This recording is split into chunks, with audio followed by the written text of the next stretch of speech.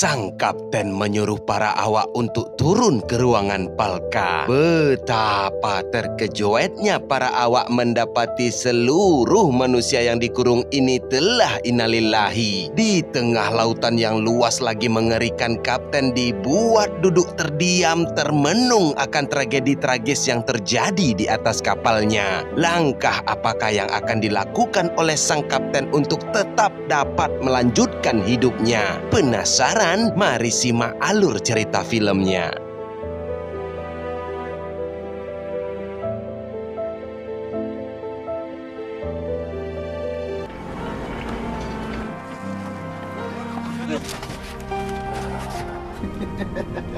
Kembali pada masa lalu di saat Korea dilanda krisis moneter yang membuat perekonomian masyarakat menjadi hancur, termasuk orang-orang yang berprofesi sebagai nelayan. Dan kisah akan berfokus kepada kapal penangkap ikan yang dipimpin oleh kapten berpengalaman bernama Kunti Bogel dan asisten kapalnya bernama Bos N. Untuk bagian mesin dipimpin oleh Wan Ho dan Chang Kuo, sedangkan posisi ABK diisi oleh Hugh dan Dong Si. Tibalah saatnya bagi mereka untuk menangkap ikan. Namun naasnya kaki Dong Si terjerat jaring mesin dan beruntung kapten dengan cepat memotong selang minyak agar mesin jaring ini berhenti beroperasi. Akibat hal tersebut tentunya trip mancing mania kali ini tidak dapat dilanjutkan karena mereka semua harus kembali ke daratan untuk memperbaiki mesin kapal.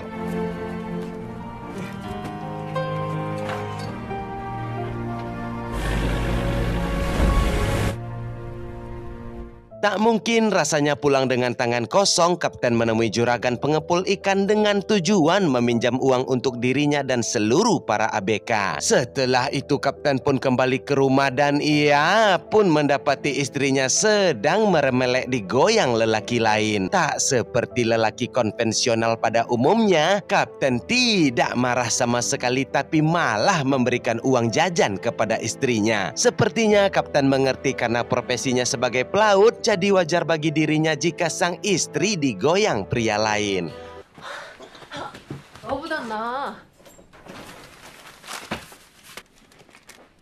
Dikarenakan kapal kapten sudah tua dan rusak, ia pun kembali meminjam uang, tapi kali ini kepada bank karena ia perlu dana yang cukup besar. Lagi dan lagi istri kampretnya kapten telah menggadaikan rumah tanpa sepengetahuan dirinya. Kapten lagi-lagi harus dipaksa bersabar dan tawakal menghadapi ujian yang menerpa hidupnya.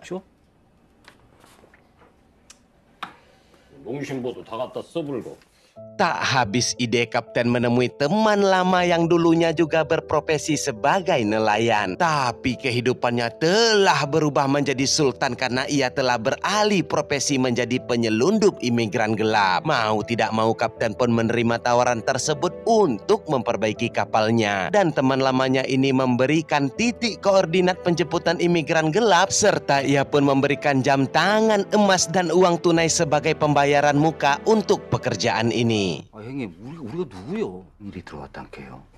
그쪽은 단속이 심은 게.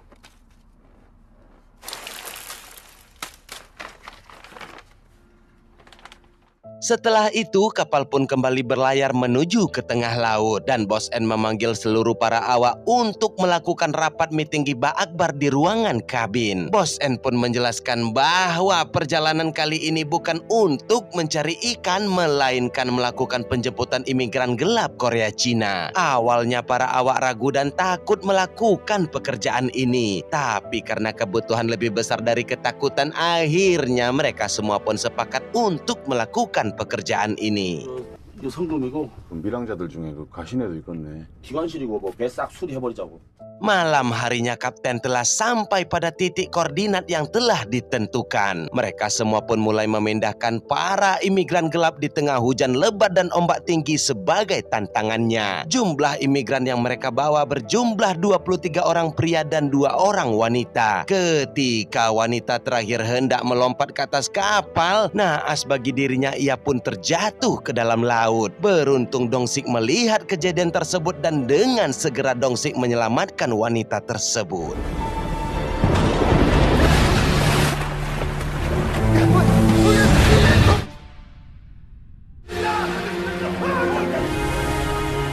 Tidak tega melihat wanita yang terjatuh ke dalam air ini kedinginan, Dongsi pun mengajak wanita ini untuk masuk ke ruangan mesin guna menghangatkan badan. Diketahui wanita ini bernama Hong Mei. Dari sinilah Dongsi dan Hong Mei pun mulai saling berkenalan. Serta Dongsi pun mulai menawarkan kepada Hong Mei untuk tetap tinggal di ruangan mesin sampai tiba di tempat tujuan. Akan tetapi Hong Mei terpaksa harus menolak tawaran Dongsi karena ia merasa tidak enak dengan imigran lainnya. Baik loh sebenarnya Hong Mei ini. 어쩌다가 이런 배를 타게 되었어? 잘 먹었습니다. Sesampainya di atas bagian kapal, wanita yang lebih tua dari Hong Mei pun menanyakan apakah enak berasolole di ruangan mesin, dan tentu saja Hong Mei tidak menggubris pertanyaan tante ini karena Hong Mei tidak melakukan perbuatan yang seperti tante ini tuduhkan. Tante ini pun memberikan usulan kepada Hong Mei untuk mau saja ketika diasolole karena tujuan nantinya jika hamil maka pastinya Hong Mei akan dinikahkan dan menjadi warga Korea sehingga Hong Mei terhindar dari deportasi. 기관실 갔다 오. 그러고 그런 기지. 없습니다. 그만하죠. Tak berselang lama karena ingin tinggal dan tidur di ruangan mesin, tante ini sengaja membuka serawanya untuk memancing Hugh agar mau melakukan pengencerotan, dan begitu nantinya tante ini akan diizinkan khusus untuk tinggal di ruangan mesin yang hangat. Dan perlu kita ketahui bersama, semua para awak kapal ini haus akan wanita karena selalu berlayar menangkap ikan dari usianya di waktu muda. 제 아이 넣어봤습니다. 가야 놓겠네. 여기서 자도 됩니까? Dari atas ruangan mesin, Chan Kuok melihat adegan yang dilakukan oleh Hugh dan tante. Hal ini membuat Chan Kuok juga ingin mendapatkan giliran untuk menghangatkan badan. Belum selesai dan belum keluar, tiba-tiba Bos N datang ke ruangan mesin dan langsung memarahi Hugh atas perbuatan yang ia lakukan.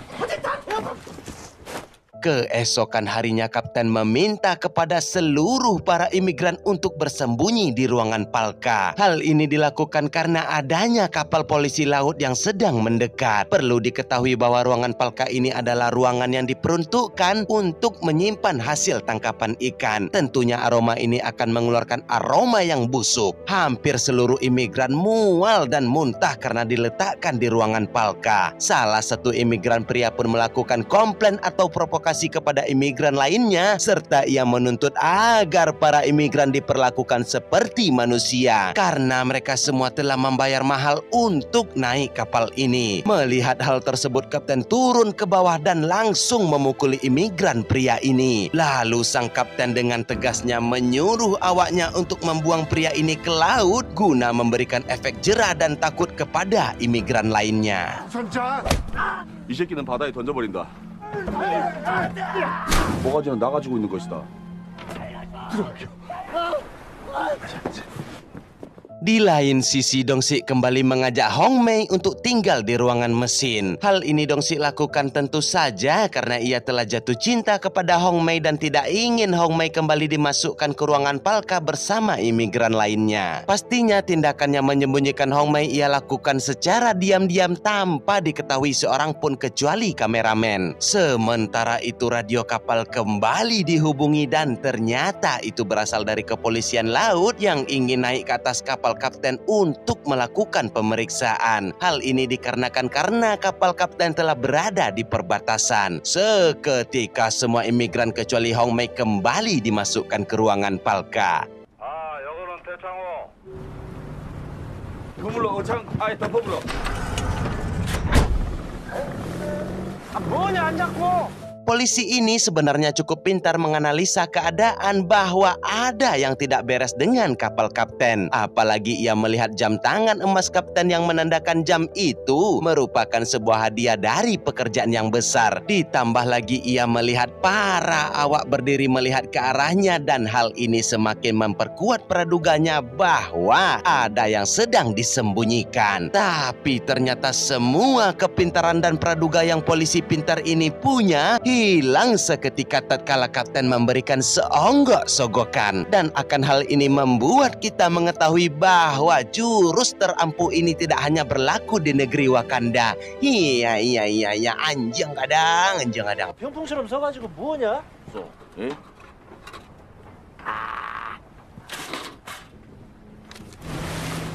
sampailah kita semua pada awal scene film yang ketika ruangan Palka dibuka, ternyata seluruh para imigran telah meninggal secara tragis akibat dari bocornya gas beracun. Kapten hanya duduk terdiam, bahkan sampai tengah malam ia masih terdiam memikirkan solusi bagaimanakah caranya agar mereka tidak masuk ke dalam penjara. Akhirnya keputusan sadis pun diambil, yakni sang kapten memerintahkan para awak untuk mengeluarkan 24 orang mayat dari ruangan Palka. Lalu sang kapten mulai memotong-motong alias memutisali seluruh mayat yang nantinya akan dilempar ke laut untuk jadi santapan ikan. Dan tentu saja cara ini mungkin cara yang paling efektif untuk menghilangkan jejak. Dan pastinya bagi para awak, apa yang akan mereka lakukan ini merupakan kali pertama bagi mereka melakukan tindakan kriminal yang sadis, brutal, dan kejam, sehingga akan menimbulkan trauma yang mendalam. Dan disinilah pangkal bala kejadian demi kejadian selanjutnya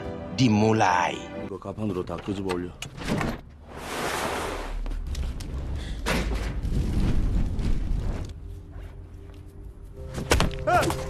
이렇게 처리해라.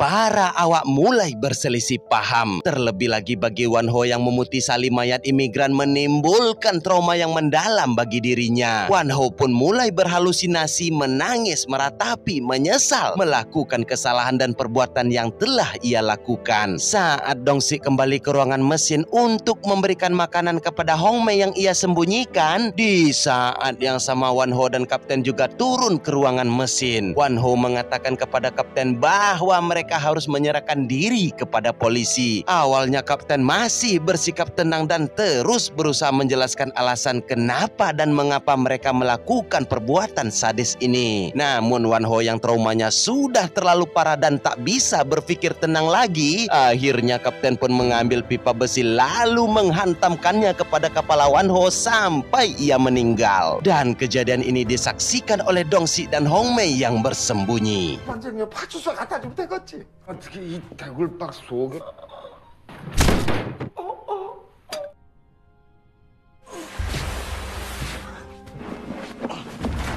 Di tengah ketakutan Wan Ho yang dibunuh di depan mata kepala mereka, coba kalian tebak apakah yang akan dilakukan selanjutnya oleh Dong Sik? Saya pun tak habis fikri lur. Mereka malah melakukan asolole dan mendeah-deah sambil menangis dalam ketakutan. Kalau bukan karena tuntutan beras rumah tangga, saya pun malas merangkum film ini anjing.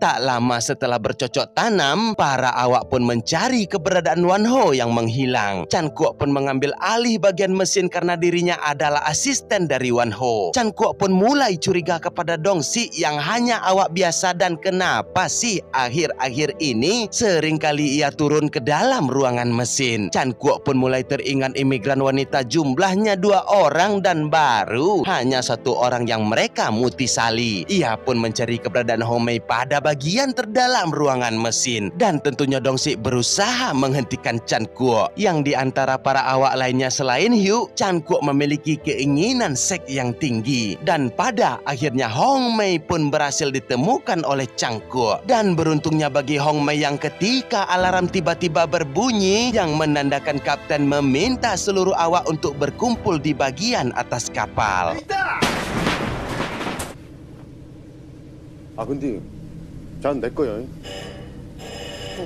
Setelah arahan dari Bos N selesai, Dong Sik pun melihat Chan Kuok berlari ke ruangan mesin, dan benar saja bak binatang buas Chan Kuok langsung menggerepe Hong Mei dan hendak memperkaosnya. Seketika Dong Sik langsung menghentikan Chan Kuok yang berujung pada perkelahian. Akibat dari kegaduhan mereka membuat kapten mengetahui bahwa Dong Sik telah berbohong dan menyembunyikan Hong Mei. Meskipun Dong Sik dengan berbagai cara dan upaya membujuk sang kapten dengan akan menikahi Hong Mei dan lain-lainnya, tetap saja kapten dengan tegas akan membunuh Hong Mei. Hal ini dilakukan karena jika Hong Mei masih hidup, maka pastinya kapten dan para awak akan berakhir di penjara karena adanya saksi kunci. 나가 남편인데 연이 무엇을 보기는 봤는갑네. 차라리 날 죽이자. 왜야? Melihat Hong Mei dibawa ke atas yang menandakan ia akan segera dibunuh, Dong Sik pun dengan sekuat tenaga melawan dan melumpuhkan kapten agar ia bisa menyelamatkan Hong Mei. Dong Sik pun mendorong Bos N agar ia memberitahukan di manakah tempat keberadaan Hong Mei. Namun tanpa sengaja Dong Sik membuat Bos N terbunuh karena saat mendorong Bos N ternyata kepala bagian belakang Bos N tertusuk besi tajam.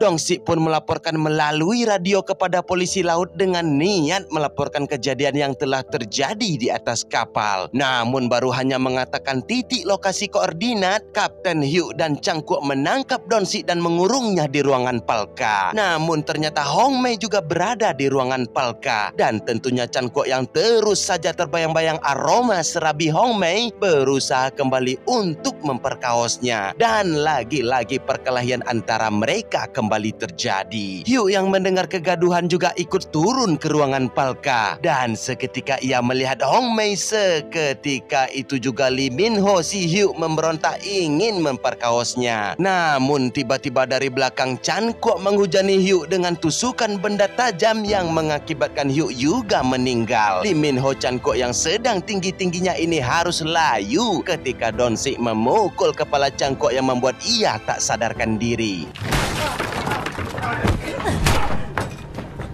이거 가까이서 보니까 저것들끼리 씨발 당하고 자리 깔자. 여기 있네.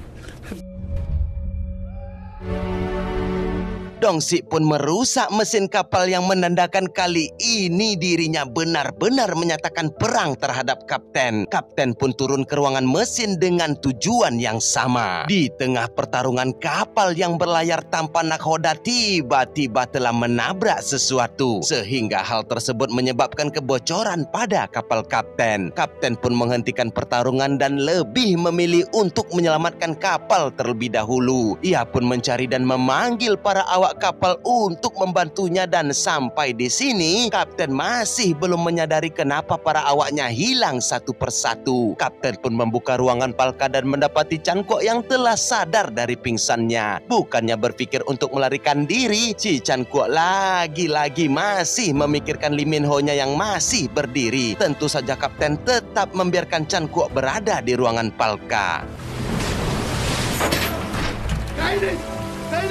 너희들 다 어디 갔냐? 살려야 될 거 아니야. Sementara itu Dong Sik dan Hong Mei memilih untuk lompat ke laut dan bertaruh nasib, syukur-syukur bisa sampai ke daratan. Sedangkan sang kapten berusaha terus menyelamatkan kapal dengan cara membuang benda-benda yang berat. Dengan sekuat tenaga kapten membuang jangkar kapal, namun naas baginya kaki kapten tersangkut tali jangkar dan ikut terseret ke dalam laut. Awalnya sang kapten sempat berusaha menyelamatkan diri, tapi di balik itu semua ia teringat akan kesalahan dan berpikir ini adalah karma baginya. Akhirnya sang kapten memutuskan untuk tetap bersama dengan kapalnya di dasar lautan.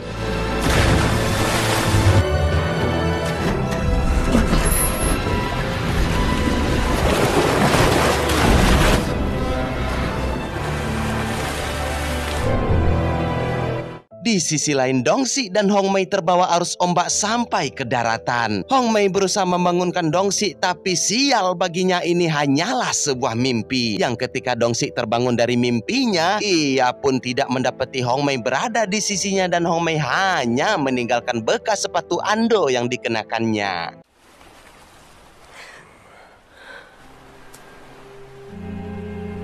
6 tahun telah berlalu sejak kejadian hilang Hong Mei di tepi pantai. Dan saat ini Dong Sik telah beralih profesi menjadi pegawai BUMN. Setelah pulang bekerja, Dong Sik melepas penat dan makan terlebih dahulu di rumah makan Padang. Betapa terkejoetnya Dong Sik mendengar sebuah suara wanita yang ia kenal dahulunya, tapi Dong Sik hanya terdiam. Tak berani bertegur sapa karena ada 2 anak di samping wanita ini yang menandakan ia telah milik orang lain. Dong Sik pun berkata di dalam hatinya, "Pek mah, Laden selamean pajako dulu kini belaki jurang lain. Hancu dah dia, mose." Jaya udah deh.